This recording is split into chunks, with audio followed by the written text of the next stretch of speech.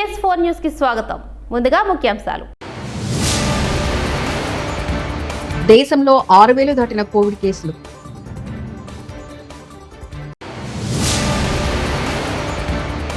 కాళేశ్వరం విచారణ దైవసాక్షిగా ప్రమాణం చేసిన హరీష్.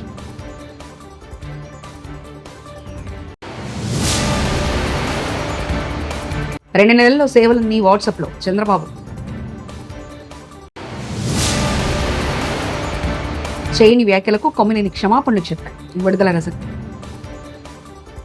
దేశంలో కోవిడ్ కేసుల సంఖ్య క్రమంగా పెరుగుతుంది. కేంద్ర ఆరోగ్య మంత్రిత్వ శాఖ ఆదివారం విడుదల చేసిన గణాంకాల ప్రకారం దేశవ్యాప్తంగా యాక్టివ్ కోవిడ్ల సంఖ్య 6,000 మార్కును దాటి 6,133కు చేరుకుంది. గత 48 గంటల్లోనే ఏకంగా 769 కొత్త కేసులు నమోదయ్యాయి. అలాగే గత 24 గంటల్లో 6 మరణాలు సంభవించాయి. దీంతో ఏడాది జనవరి నుంచి మరణాల సంఖ్య 65కు చేరుకుంది. ఇక దేశవ్యాప్తంగా చూస్తే కేరళలో కోవిడ్ ప్రభావం ఎక్కువగా ఉంది. కోవిడ్ కేసుల సంఖ్య క్రమంగా పెరుగుతున్న నేపథ్యంలో కేంద్ర ప్రభుత్వం చర్యలకు ఉపక్రమించింది.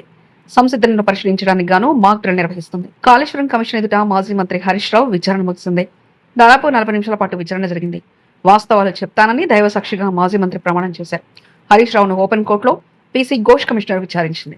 ప్రాజెక్టు రీడిజైన్, కాళేశ్వరం కార్పొరేషన్ ఏర్పాటు, కేబినెట్ అంతరులపై అనుమతులపై హరీష్ రావును కమిషన్ ప్రశ్నించింది. వాటర్ కమిషన్ సూచనల మేరకు మహారాష్ట్ర ఒప్పుకోకపోవడం వల్ల మన ఇంజనీర్ల రికమెండేషన్ మేరకు ఆనాడు రాష్ట్ర ప్రభుత్వం నీళ్లు లేని చోట నుంచి నీళ్లున్న చోటకు మేడిగడ్డ ప్రాజెక్టుకు రూపకల్పన చేశాం. మీరు ఆనాడు నీళ్లు లేని చోట ప్రాజెక్టు ఇరికిచ్చే ప్రయత్నం చేసినారు. 7 ఏళ్లలో మహారాష్ట్రాన్ని ఒప్పించలేకపోయారు.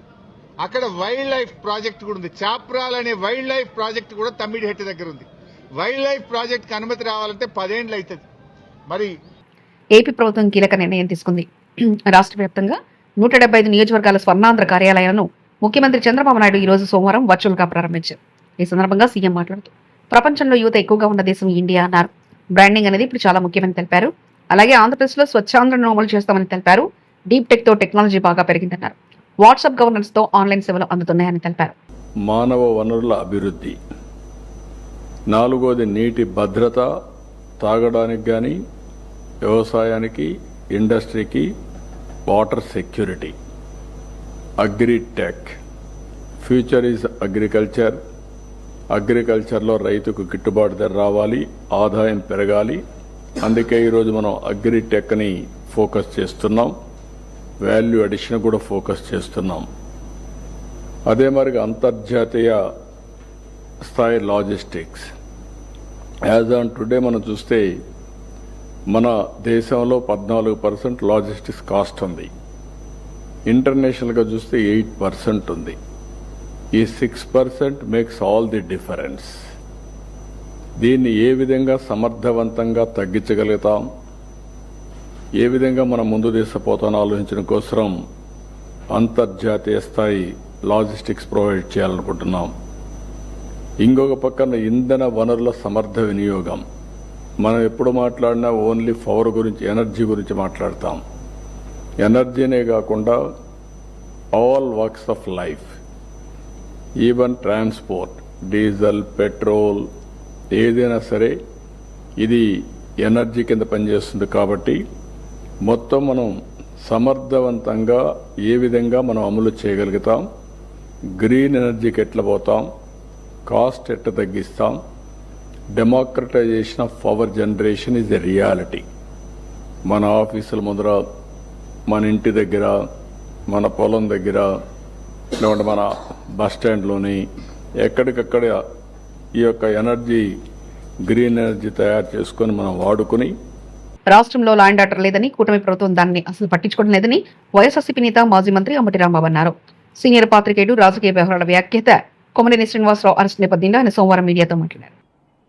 అది పక్కన పెట్టి ఈ అరెస్ట్ పట్ల మాట్లాడవలసిన అనివార్యమైన పరిస్థితిని ఈ ప్రభుత్వం తీసుకొచ్చింది. This is called diversion politics.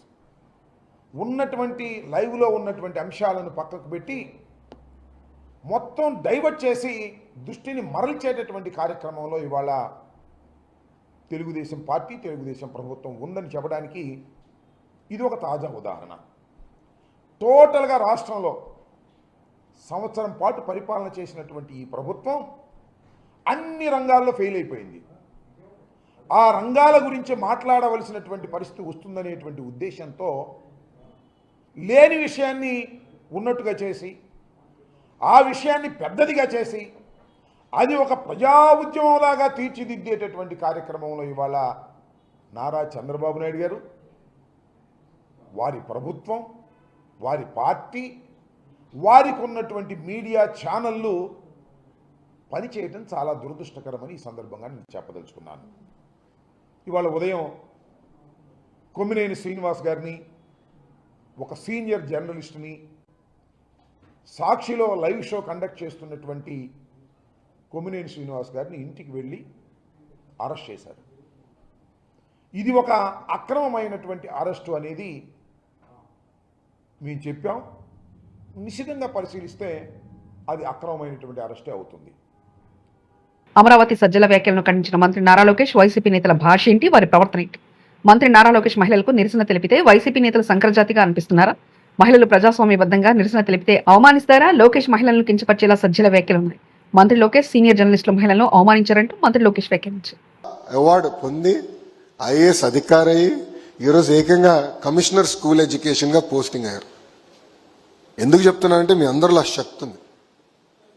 ఏ లక్ష్యం అయితే పెట్టుకున్నారో అది సాధించే బాధ్యత కూడా మీ పైన ఉంది. మీరు మీ జీవిత ప్రయాణంలో మీకు మీ సక్సెస్కి కష్టపడిన వాళ్ళు మర్చిపోద్దండి. నాకు ఈ రోజు కూడా గుర్తుంటుంది మా టీచర్ల పేరు.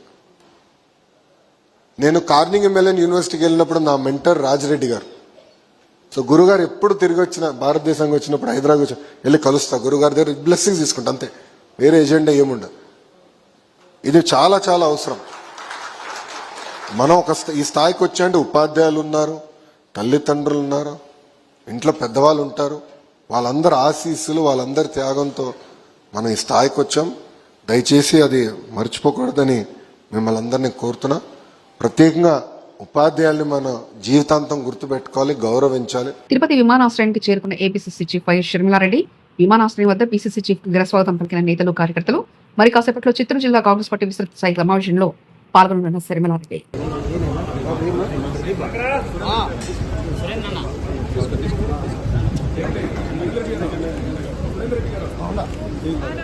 ఫోటోలు బట్టలు పక్కన వచ్చాను. మా కొంచెం మా ఫోటోలు బట్టలు పక్కన వచ్చేసాను.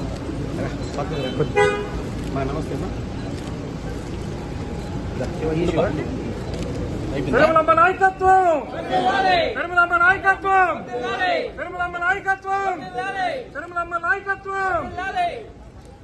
జై కాంగ్రెస్, జై కాంగ్రెస్.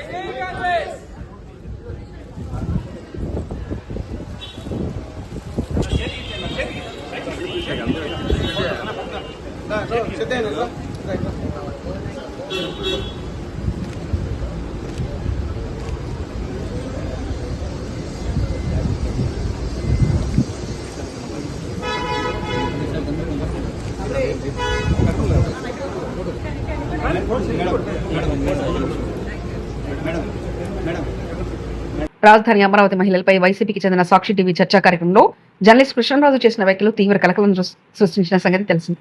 అలాంటి వేళ వైసీపీ నేతల తీరు మార్చుకోలేదు. సాక్షిలో చేసిన ఆ వ్యాఖ్యలను పార్టీ సీనియర్ నేత సజ్జల రామకృష్ణారెడ్డి సమర్థించారు.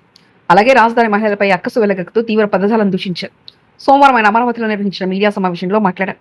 ఈ సందర్భంగా నిరసనలు చేస్తున్న మహిళలకు పిశాచాలు, రాక్షసులు అంటూ సజ్జల వ్యాఖ్యానించారు. ఆవేదనతో నిరసన చేస్తున్న రాజధాని మహిళలను సంక్రతిగా అంటూ తీవ్ర పదాలతో దూషించారు. నిరసన చేసిన తెగ ఆర్గనైజర్గా ఉన్న సంక్రతిగా అంటూ సజ్జల రామకృష్ణారెడ్డి అనడం సంచలనంగా మారింది.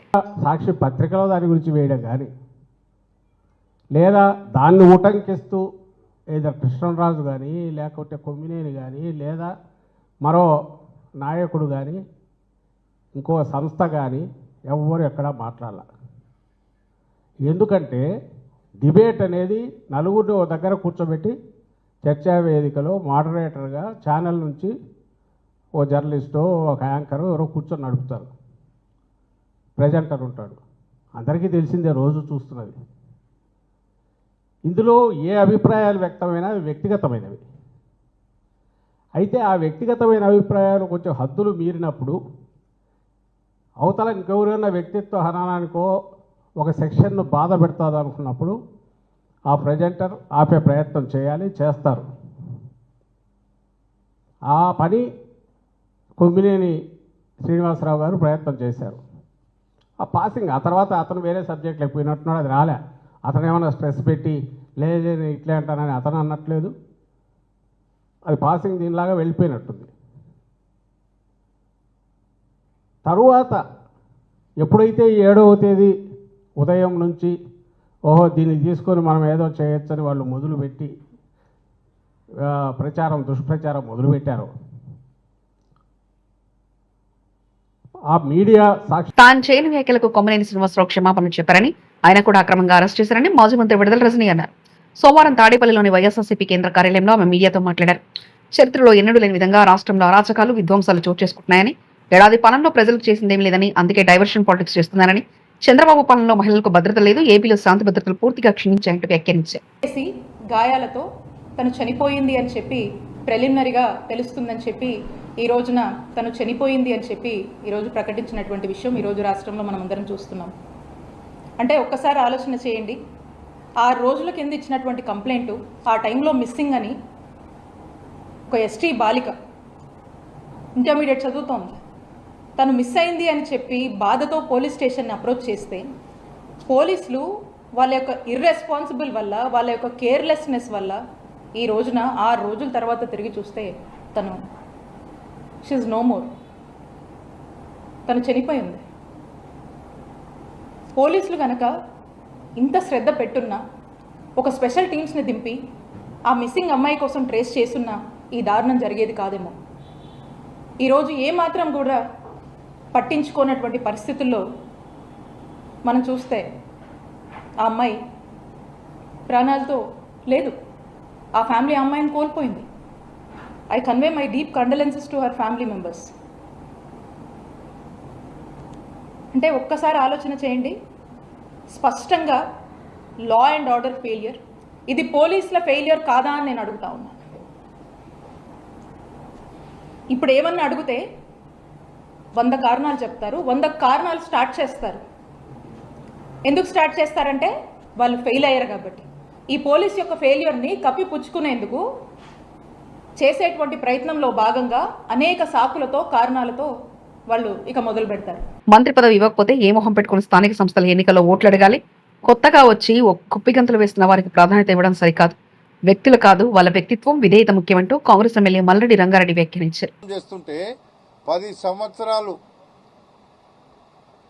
అక్కడ వేరే పార్టీ అధికారంలో ఉంటే కొట్లాడి తెచ్చుకున్నటువంటి కాంగ్రెస్ను మళ్ళా రేపు కార్యకర్తలు ఏమి ఉద్దేశంతో రేపు లోకల్ బాడీలు అడగాలని ఉట్టి వాళ్ళ ఆవేదన చెప్తుంటే మేము వాళ్ళని ఎట్లా రక్షించుకోవాలనేటువంటి బాధ తప్ప మాకే పదవులు కావాలని ఎప్పుడు అడగడం లేదు. రేపు వాళ్ళందరూ గెలవాలంటే మేమందరం ముందుండి గెలిపించుకోవాల్సినటువంటి అవసరం ఉంది. ఇంటర్ విద్యార్థి తన్మయి హత్యపై గిరిజన సంఘాల ఆగ్రహం.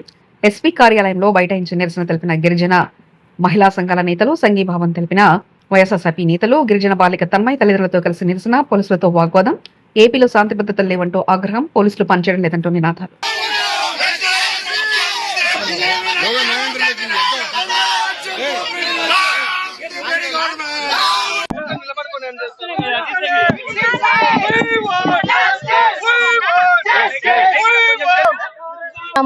ఎందుకంటే ఇదే ఉమ్మడి అనంతపురం జిల్లాలో రామగిరి మండలంలో కూడా ఒక బాలికను దాదాపు కొన్ని నెలల పాటు కూడా అత్యాచారం చేసి ఆ అమ్మాయికి ఏ విధమైనటువంటి దారుణానికి ఒడిగట్టారో, అలాగే ఇదే ఉమ్మడి అనంతపురం జిల్లాలో చిలమత్తూరు మండలంలో కూడా అత్తాకోడల్ని సామూహికంగా కూడా అత్యాచారం చేశారు. మొన్నటి రోజున కడప జిల్లాలో 3 సంవత్సరాల పసికందును కూడా వదలకుండా అత్యాచారం చేసి చంపుతా ఉన్నారు. రాష్ట్రంలో ఏం జరుగుతుంది, ఈ సమాజం ఏమైపోతుందని ఈ రోజు ప్రజలందరూ కూడా భయభ్రాంతులకు గురవుతున్నారు.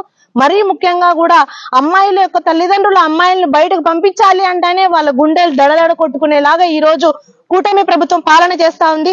ఇదే చంద్రబాబు నాయుడు గారు అధికారంలోకి రాకముందు చెప్పారు, మహిళలకు పెద్దపీట వేస్తాము, మహిళలకు సమాన. దేశంలో 6,000 దాటిన కోవిడ్ కేసులు.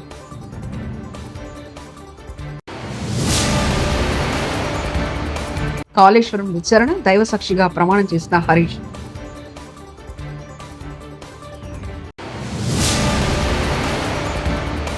రెండు నెలల్లో సేవలన్నీ వాట్సాప్లో చంద్రబాబు. చేయని వ్యాఖ్యలకు కొమ్మినేని క్షమాపణలు చెప్పారు. విడుదల రజక్. TS4 న్యూస్ ఇంతటితో సమాప్తం. చూస్తున్నారండి TS4 తెలుగు.